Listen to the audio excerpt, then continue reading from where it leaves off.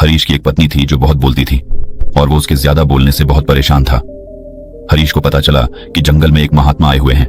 वह अपनी पत्नी को उनके पास लेकर जाता है और कहता है कि मुनिवर, कृपा करके आप इसे समझाइए, ये बहुत बोलती है। मेरे मना करने के बाद भी इसका दिन भर इसका मुंह चलता ही रहता है। मैं इसे कितना समझाता हूँ कि कम बोलाकर चुप रहना सीख, लेकिन नहीं, और हर बार इसकी वजह से लड़ ढाई होती है। महात्मा मुस्कुराए और बोले, मैं तुम्हें इस बात को एक कहानी की मदद से समझाता हूँ। मेरा गुरु का एक शिष्य था जो बहुत बोलता था।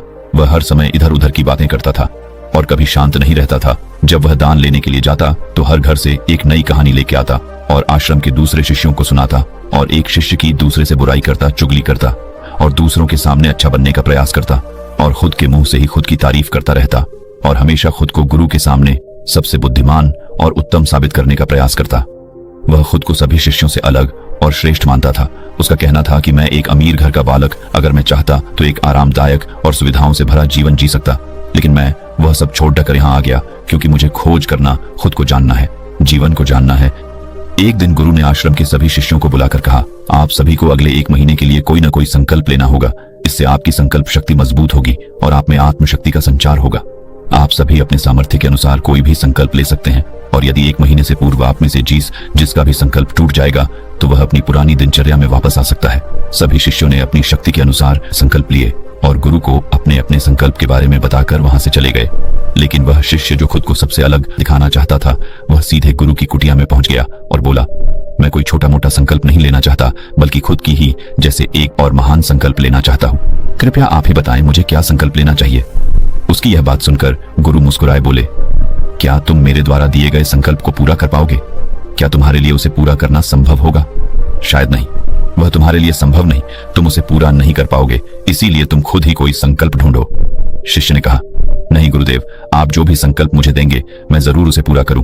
गुरु ने कहा, ठीक है, तो तुम अगले 1 महीने तक चुप रहो, मुंह से एक शब्द भी नहीं निकालोगे, यही है तुम्हारा संकल्प। शिष्य ने कहा, गुरुदेव, यह भी कोई संकल्प है? ये तो बहुत ही आसान है, आप कोई संकल्प दीजिए जो मेरी योग्यता के बराबर हो। गुरु ने कहा, पहले तो तुम इस संकल्प को तो पूरा करके दिखाओ। शिष्य ने गुरु की बात मान ली और वह उसी समय चुप हो गया और पलटकर कुटिया से बाहर चला गया। उसे चुप रहना बहुत आसान लग रहा था। उसने एक दिन तो जैसे तैसे चुप रहकर काट लिया, लेकिन दूसरे दिन से उसके मन में ना बोलने का बोझ बढ़ने लगा और तीसरे दिन उसे भारीपन महसूस होने लगा और चौथे दिन उसके अंदर एक अजीब सी बेचैनी होने लगी, क्योंकि आसपास आश्रम के सभी शिष्य एक दूसरे से बातें कर रहे थे। वह भी अपना पक्ष उनके सामने रखना चाहता था, उनकी बोलती बंद कर देना चाहता था, लेकिन उसका संकल्प उसके आ रहा था, इसीलिए वह पूरे दिन सिर्फ और आंखें बनाता। इसी तरीके से कुछ दिन और बीते और वह शिष्य बीमार पड़ गया। उसका सिर फटा जा रहा, उसका खाने पीने तक का मन नहीं था, वह सिर्फ बोलना चाहता था। वह गुरु के पास गया और उनके सामने बैठकर लिखकर उन्हें बताया, गुरुदेव, मैं बोलना चाहता हूँ, बिना बोले मुझे सांस नहीं आ रही है, मेरा दम घुटता जा रहा है, मैं अंदर ही अंदर पागल हुआ जा रहा हूँ, मैं क्या करूँ? संकल्प तो डर दूं क्या? ये पढ़कर गुरु मुस्कुराए और बोले, मैं संकल्प ढाने के लिए नहीं होते, लेकिन जो अपने संकल्प को पूरा कर लेता है वह अपनी आंतरिक शक्ति को बढ़ाता है, और जो अपनी आंतरिक शक्ति को बढ़ा लेता है वो समाज और जागृति की राह पर आगे बढ़ जाता है। संकल्प का लेना भी तुम्हारे हाथ में था और इसे तोड़ना भी तुम्हारे हाथ में है। तुम्हारे बहुत से भाई अपने संकल्प को तोड़कर अपनी पुरानी दिनचर्या पर वापस आ चुके हैं। अगर तुमसे नहीं हो पा रहा तो तुम भी संकल्प तोड़कर अपनी पुरानी दिनचर्या पर वापस जा सकते हो। लेकिन याद रहे, अगर आज तुम इस छोटे से संकल्प को नहीं संभाल पा रहे तो तुम अपनी बाकी की पूरी जिंदगी को कैसे संभाल सकोगे? बाकी फैसला पूरी तरह से तुम्हारे हाथों में है। गुरु की यह बात उस शिष्य के दिल में चोट कर गए। वो बिना कुछ बोले वहां से वापस चला गया और खुद को अपनी कुटिया में बंद कर वह केवल अपने जरूरी कामों के लिए ही कुटिया से बाहर निकलता, बाकी सारे समय कुटिया के अंदर ही बैठा रहा। 15 दिन बीत चुके थे और आश्रम के लगभग सभी शिष्यों का संकल्प अब तक टूट चुका था, लेकिन उसका संकल्प अभी भी जारी था। संकल्प लेने के बाद से अब तक उसने एक शब्द भी नहीं बोला। सारा आश्रम हैरान था कि इतना बोलने वाला इंसान चुप कैसे हो। 15 दिन बीतने के बाद वह दोबारा अपने गुरु के पास गया और लिखकर बताया है, गुरुदेव, मैं बाहर से तो चुप हूं, लेकिन मेरे भीतर बहुत सी आवाजें हैं, बहुत सी चीख पुकार और शिकायतें हैं। मैं अंदर ही अंदर बात करता रहता हूँ। मेरा मन तरह तरह के प्रश्न पूछता है। मैं बाहर से जितना मोर, भीतर से उतने ही शोर शराबे से भरा। क्या इस तरह से मेरा संकल्प अभी भी है? गुरु ने कहा, हाँ, तुम्हारा संकल्प अभी भी जारी है, लेकिन जब तक लोगों की ये आवाजें तुम्हारे कानों में उठती रही, तुम्हारा मन बोलता रहेगा, क्योंकि इसे तो आदत है। तुम भले ही बाहर से चुप रहो, लेकिन तुम अंदर ही अंदर बोलते रहोगे। तुम्हें इन बातों से, इन आवाजों से दूर जाना चाहिए। शिष्य गुरु को प्रणाम कर वहां से चला जाता है और सुबह होते ही अपनी कुटिया जंगल की तरफ चला जाता है। कई दिन बीत जाते संकल्प का समय भी पूरा हो जाता है, लेकिन शिष्य लौटकर नहीं आया। आश्रम में सभी को डर था कि कहीं जंगली जानवर ने उसे खाना लिया हो। इस बीच उसे ढूंढने की बहुत कोशिश की गई, लेकिन वह कहीं नहीं मिला।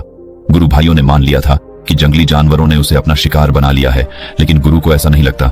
एक दिन आश्रम का एक अन्य शिष्य गुरु के पास आया और बोला, गुरुदेव, हमारे उस अधिक बोलने वाले भाई के साथ क्या हुआ होगा? क्या जानवर ने उसे मार दिया होगा? गुरु ने कहा, हो सकता है कि जानवरों ने उसे अपना शिकार बना लिया हो, लेकिन उसके न लौटने की एक दूसरी वजह भी हो सकती है। शायद उसे वह मिल गया है जिसके लिए वह गया था। फिर शिष्य ने पूछा, गुरुदेव, क्या ज्यादा बोलना इतना हानिकारक होता है? गुरु ने बोला, कहा, इंसान के जीवन के बहुत सारे दुखों में से एक दुख यह भी है कि वह कभी चुप नहीं रह सकता, हमेशा कुछ न कुछ बोलता ही रहता है। सिर्फ हमारे बोलने के कारण हमारे आधे से ज्यादा दुख पैदा होते हैं। हम में से कोई भी चुप नहीं रहना चाहता, हम बस सामने वाले को सुना देना चाहते हैं। जो भी हमारे मन में है सब निकालकर उसके मन में बैठा देना चाहते हैं, उसे समझा देना चाहते हैं कि देख, तू गलत है और मैं सही। इस तरीके से सुनने और सुनाने का यह काम जिंदगी भर चलता रहता है, लेकिन इस नासमझी में हम अपना समय, अपना जीवन, अपनी समझ और सबसे महत्वपूर्ण अवकीमती पल जो जिए जा सकते हैं, जिनको अनुभव किया जा सकता है, जिनमें आनंद को प्राप्त किया जा सकता है, यह सब खो देते हैं। लेकिन इसके बदले हमें मिलता क्या है? कुछ नहीं, सब व्यर्थ और बर्बाद हो जाता है। शिष्य ने पूछा, तो फिर इसका समाधान क्या है? गुरु ने कहा, पूरी जागरूकता के साथ अपने विचारों को देखना, यही एकमात्र तरीका है। सारी मानसिक समस्याओं का वर्तमान में रहकर चिंतन करना, पूरी जागरूकता के साथ अपना काम करना जिंदगी में चमत्कारिक बदलाव ला देता है। उसके बाद वह शिष्य गुरु से अपने प्रश्नों का उत्तर पाकर उनको प्रणाम करके वहां से चला गया। उस शिष्य को आश्रम छोड़ कर गए 3 महीने का समय बीत चुका था, लेकिन उसकी कोई खबर नहीं। अब तक तो सभी गुरु भाइयों ने भी उसके वापस लौटने की उम्मीद छोड़ी, लेकिन एक दिन वह आश्रम लौट आता है। लेकिन अब वह नहीं था जो यहां से गया था, वह कुछ और ही बनकर वापस आया था। उसके अंदर एक गजब का बदलाव महसूस किया जा सकता था। उसके चेहरे पर एक गजब का ठहराव और आंखों में बनी शांति थी। आश्रम में आते ही सभी गुरु भाइयों ने उसे चारों तरफ से घेर लिया और बातें करने लग गए। वह भी अपने गुरु भाइयों से बातें करने लगा। उससे बात करने वाले सभी ने यह अनुभव किया कि अब वह पहले जैसा उतावला और बातूनी नहीं रह गया था। उसके मुंह से एक एक शब्द बहुत ही सुलझे हुए और मधुरता के साथ निकल रहे थे। थोड़ी देर तक गुरु भाइयों से बात करने के बाद वह सीधा गुरु की तरफ चला गया। उसने गुरु के चरण छुए और कहा, गुरुदेव, क्या मैं अब भी मौन हूं? क्या अब भी मेरा संकल्प जारी है? गुरु ने कुछ देर तक शिष्य की आंखों में बड़े ध्यान से देखा और कहा, हाँ, तुम अब भी मौन हो। तुम्हारे मुंह से एक भी शब्द निकल नहीं रहा और तुम्हारा संकल्प अभी भी जारी है। शिष्य ने कहा, गुरुदेव, जब मैं आश्रम से गया तो मैं मुंह से तो चुप था, लेकिन मेरे अंदर बहुत सी आवाजें थी। मन में बहुत से प्रश्न थे और वह बंद नहीं हो रहे थे। तो मैं जंगल में चला गया, इस उम्मीद से कि वहां मुझे शांति मिलेगी और मेरे मन की बकबक कम हो जाएगी।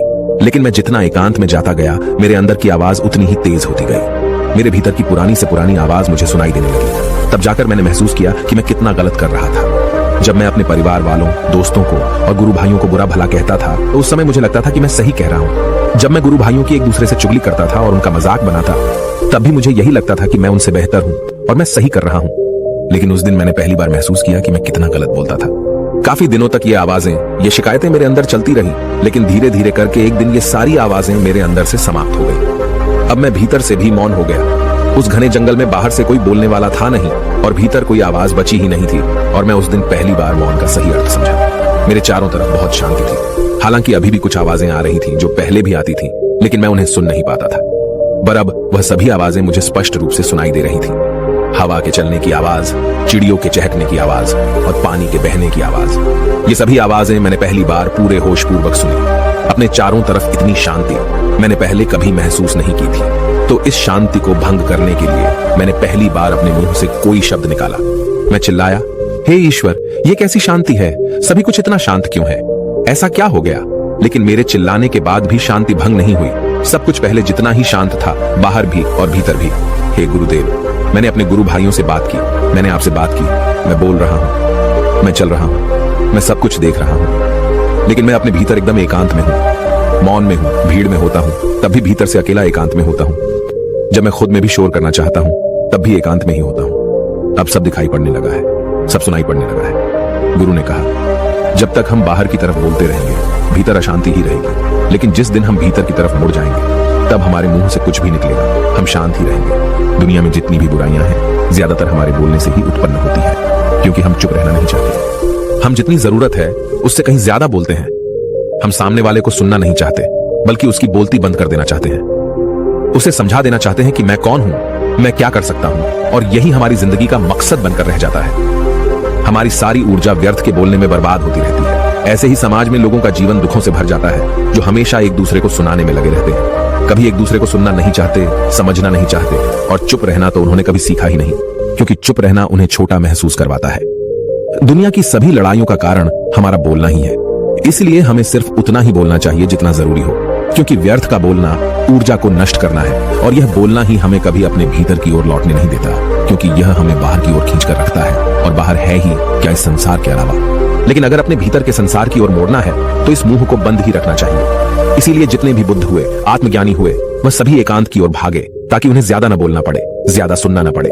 वह एकांत में रहे और शांत रहे, इसीलिए आसानी से भीतर की यात्रा कर पाए। लेकिन अगर कोई चाहे तो इस संसार में रहकर भी एकांत में रह सकता है, शांत रह सकता है, लेकिन इसके लिए उन्हें अपनी ऊर्जा बचानी होगी, जिसे वह अब तक अपने व्यर्थ के शब्दों में बर्बाद कर रहे थे। दोस्तों, इस कहानी की सीख यही है कि व्यर्थ का बोलना ऊर्जा को नष्ट करना है। ज्यादा और व्यर्थ बोलना ही हमें अपने भीतर की ओर लौटने नहीं देता, क्योंकि यह हमें बाहर की ओर झुकाए रखता है, और जिन्हें भीतर की यात्रा करनी है उन्हें अपने मुंह को बंद ही रखना चाहिए। मुझे उम्मीद है कि आपको यह कहानी पसंद आई होगी और काफी कुछ सीखने को मिला होगा। कहानी के बारे में अपने विचार आप हमें नीचे कमेंट बॉक्स में कमेंट करके बता सकते हैं। बाकी अगर ये कहानी